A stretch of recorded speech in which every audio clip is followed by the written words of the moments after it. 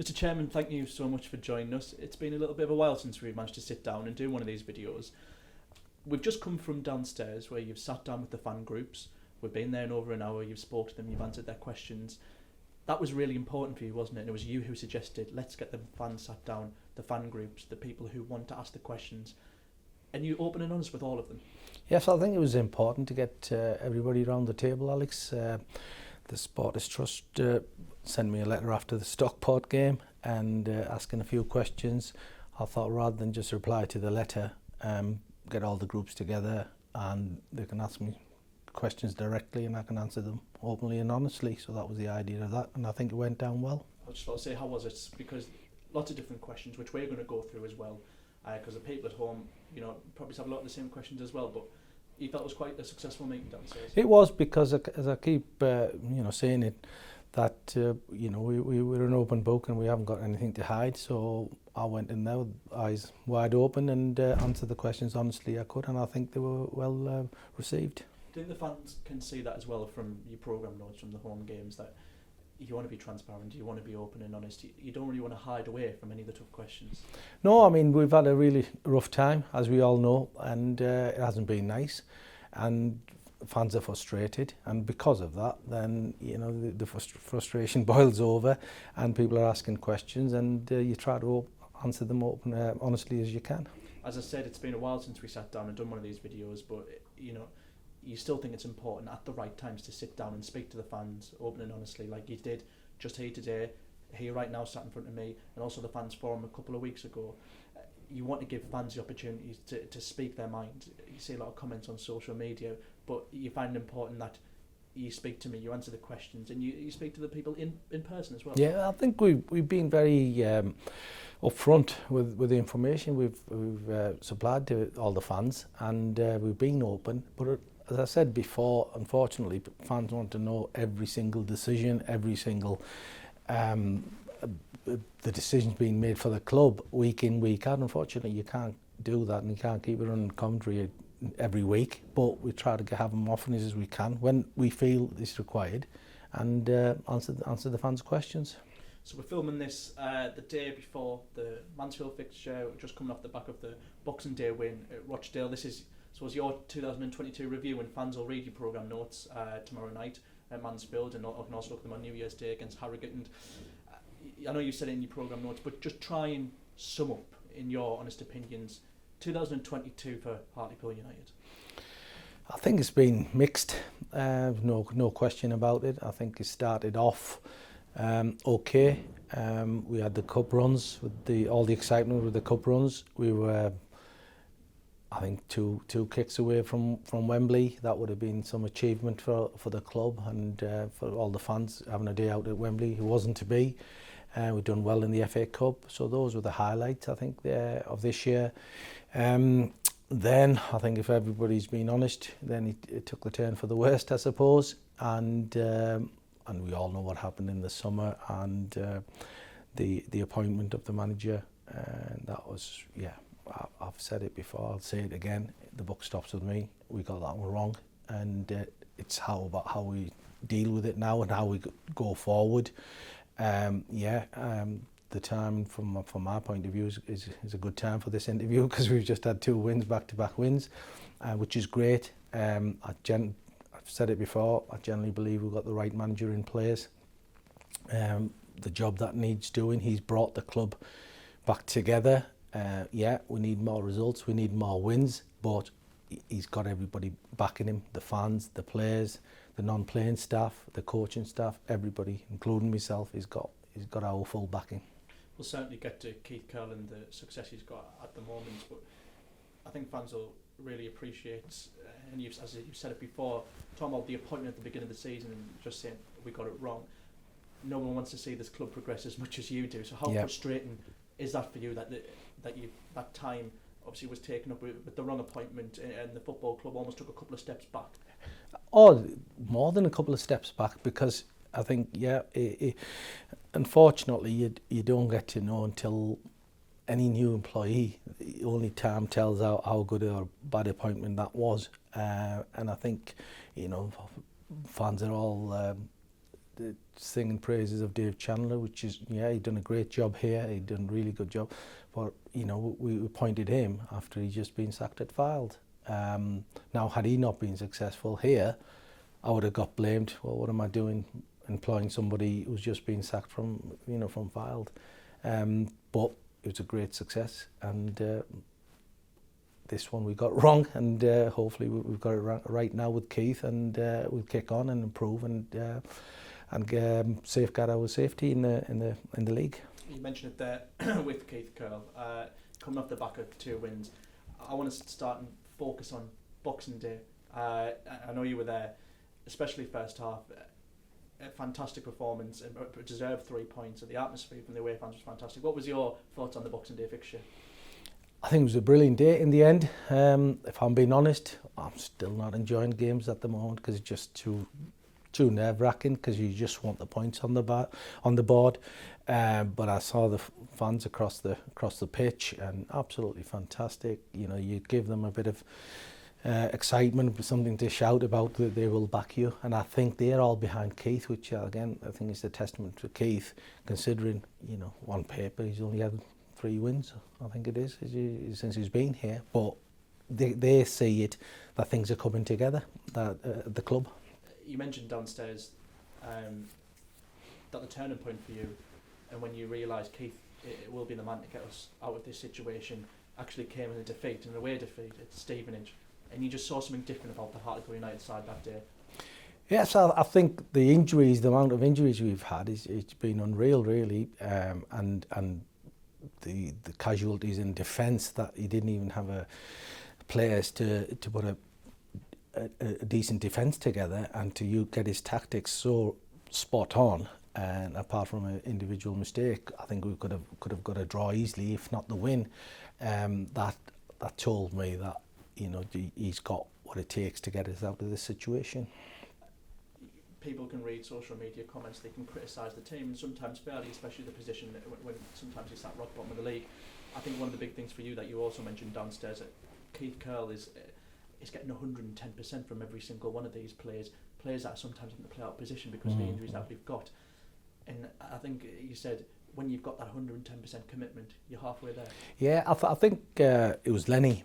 One of the very first matches that Lenny Lawrence came to came to Hartlepool, and he pointed out, and I value people like Lenny, who's made a good living out of the game and being around a long time, and he made a comment about, he said, at least he's got them playing for him. He said they kept going, at least, and I can't remember the match it was, but it was at the South Direct Stadium. And so that told me then that, look, when the heads start going down and you're virtually down.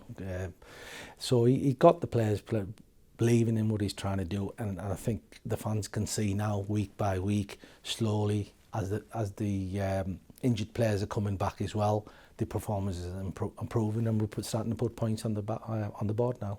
How tough was the decision for you when you bring in Keith Curle to the club, whether to, with his fantastic track record, obviously I know he had his disappointment with Oldham, but just to throw him the permanent manager's job, and the discussion you've obviously had to have with him, and both being honest with each other, look, we'll start off with interim and kind of see how it goes, especially after our recent disappointment in the start of the season that we had. Yes, that was the worry, because we got it so wrong, and, you know, the old saying, once bitten, twice shy. That was the case. So that was, you know, when we had a chat, and you know, we've had, I haven't known Keith a long time, but I think we're building up a really good relationship where we are honest with each other, and I said to Keith, well, look, let's see how it goes, and then we'll take stock.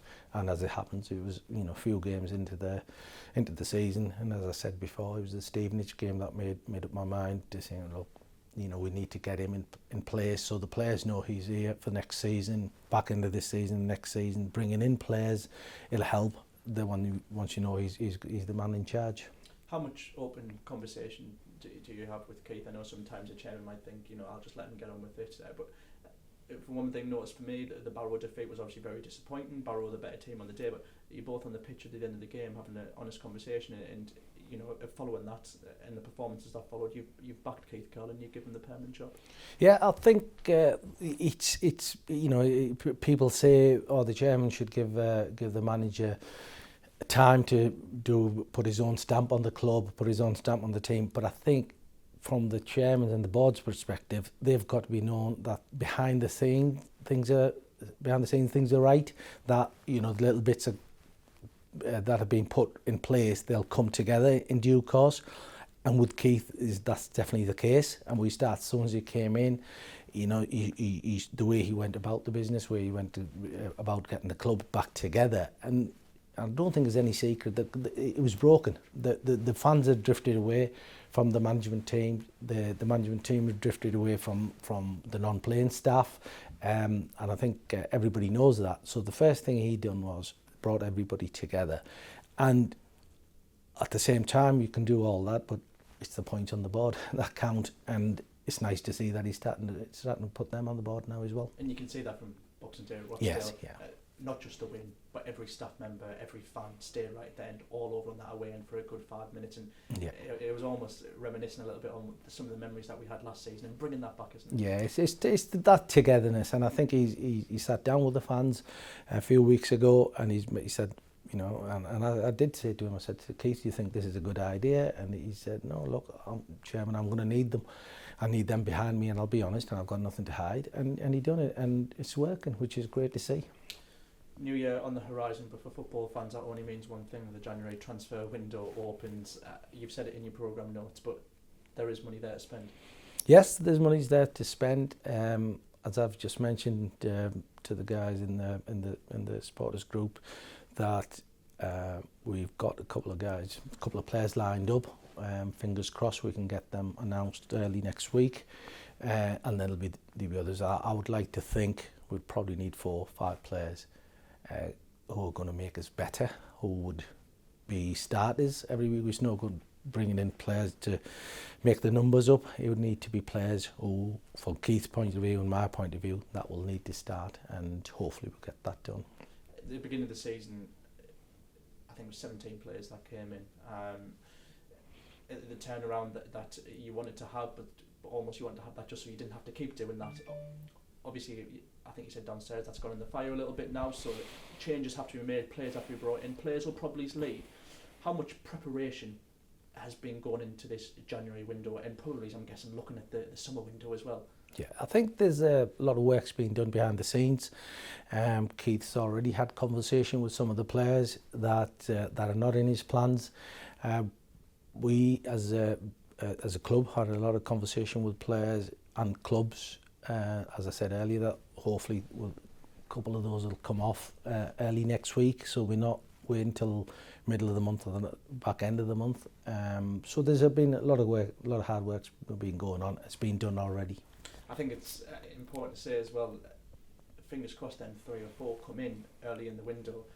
It's tough, the window, and especially in January, isn't it? I know you probably don't get too involved with the recruitment and stuff like that, but picking the targets and finding the targets, and you mentioned in previous programme notes, you have players lined up, you have them agreed, but it doesn't always just quite. It doesn't work like that, because we've made a lot of inquiries about a lot of players at the moment, but unfortunately the clubs are not going to let them go until they've got a replacement, and they're not going to know until they get an answer off the so it's a domino effect, unfortunately, especially more so in the January window, because the players are still under contract. So yeah, it is about being patient, but at the same time, I think we've got a lot of work done this time around that hopefully will stand us in good stead to getting the players in quickly as we can. 2022 then on the pitch, it's been certainly up and down. Just off the pitch, and I know you mentioned behind the scenes, there's a lot more togethers now since Keith Curle brought in, but what's your kind of view at the moment as we head into the new year of the behind the scenes? I know we recently put out that Stephen Hoban will be leaving, but it's already started to replace him. But just, you know, the team that you've got, how pleased are you with at the moment, and the progress going on with that? Oh, I'm very happy. I'm very happy with the progress that's been made. You know, I don't think there's any secret. For the last 4 or 5 years, we've made big strides forward. So there's no, just because we haven't had results on the pitch doesn't mean to say that, you know, everything's fell apart behind the scenes either. Yes, it does affect crowds. That's just normal, and hopefully if we start picking up results, they'll pick back up. So behind the scenes, I think we were in very good shape, and again, once we start picking points up on the pitch, we should be fine. One of the big questions from the fans groups, and it's constantly mentioned, and I know you get very frustrated talking about it, but it's the stadium developments and the partnership with the council. What's the latest as we head into 2023? Because I know a couple of years ago you would have been hoping 2023 there would have been some builders outside first thing in the morning already cracking on, but it's not the case quite yet. No, not really. It's, I think, ongoing. In one word, ongoing. I think that's about it. Lee keeps has regular meetings with the council and the other stakeholders that will be involved. I don't think there's any secret that I'm really frustrated. I think it's took far too long, and it would be nice just to announce something, and I think all the fans know that, look, the talks have been going on for years and years, and maybe 2-3 decades, and so it is frustrating, but we live in hope. Just back to matters on the pitch then, I suppose you can, when you get to the festive period, you almost say you're halfway through the campaign. You mentioned your thoughts on Keith Curle. What's the hopes to stay in the league? And I think every fan will recognise that. But what's kind of your thoughts on the rest of the season, and especially with the targets that the club has for January and bringing players in and letting players leave? Well, there's two sides to that. The first one is when Keith walked in, and we were going through an absolute torrid time, and with injuries, and he did say, and I think he mentioned to the fans as well, he said, Chairman, if we've got our best 11 out, we've got more than enough to stay up, even with the squad that we have. Now, hopefully with some decent additions to that squad, we shouldn't be struggling to the bottom 2 or 3 places, so we should be okay. And then the January window, again, I don't want to get sort of too ahead of myself, but we are hopeful that we can bring some quality in that'll improve that side, and all being well, we should be okay, staying up. There's been lots of great moments of 2022, and I know we for the last couple of months all we talk about is the negatives, and I am going to ask you about your favourite memory of 2022 with Hartlepool United, but one thing I wanted to point out, which was such a great moment and feel good moment, was the Ukraine fund that you started earlier on in the year. So much money donated to the people who needed it during the crisis out in Ukraine, and you have some updates on that for us as well.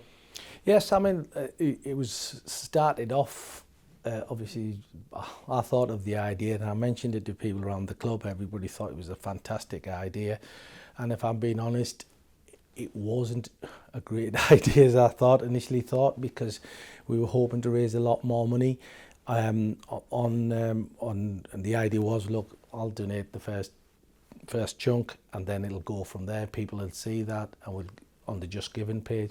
And as it turned out, I think Just Giving charged 2.5-3% there, so I had to pay 2.5-3% of my £250 million coming back. So it wasn't a great idea, because the idea was to raise a lot more. But no, it is what it is. So I think as people seeing that we've mainly 2 big charities, we give the lump sum to, there's 125,000 I think went to one charity. I think to our foundation we sent 60,000 to our foundation. They'll help charities locally and people from Ukraine. And I think we've still got a small amount left back in case we need to give it, but the majority of it's distributed now, and hopefully it'll help people in need. And fans saw in our social post a couple of weeks ago that one of the founders of Curle, Ravi Singh, was here, and he came all this way up just to visit you personally to thank you for the work that you've done and give us a bit of an insight into what it's done to help the people of Ukraine, because it's gone a real long way. Yes, that's a really good charity, and I think they're like always the first people at any emergency that is around the world, whether it's floods down south or Ukraine or floods in Pakistan, and they do some great work. So yeah, I mean, I was pleased to donate to them, because I know the money will go to good, it'll get spent where it needs spending.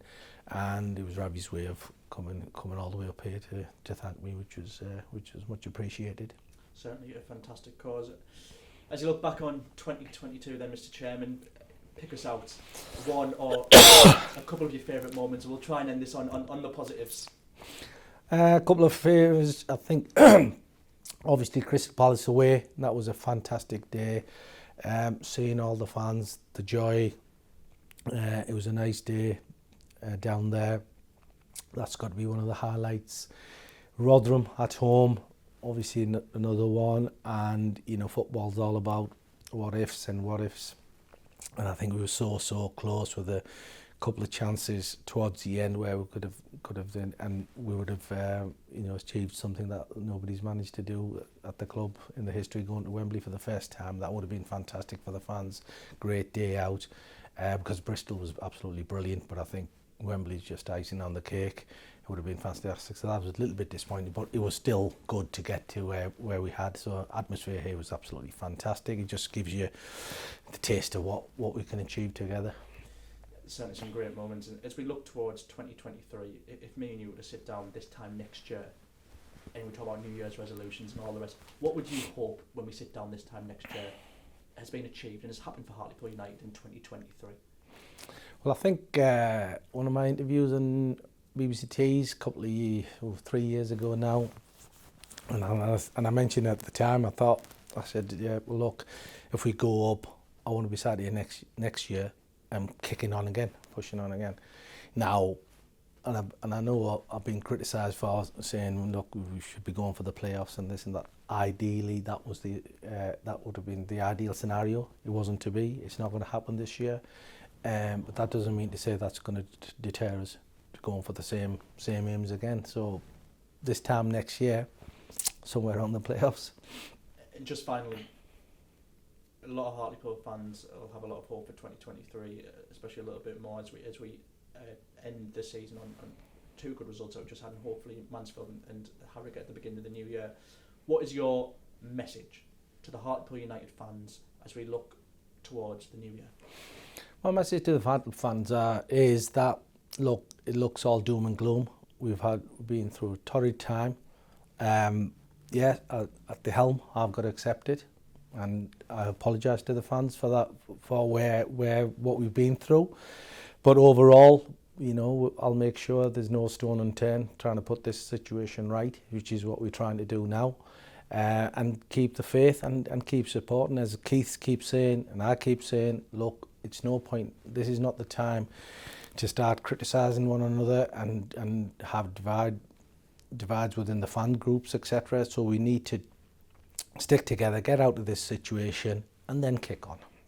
Mr. Chairman, thank you very much. I wish everybody a happy new year and hopefully a successful 2023.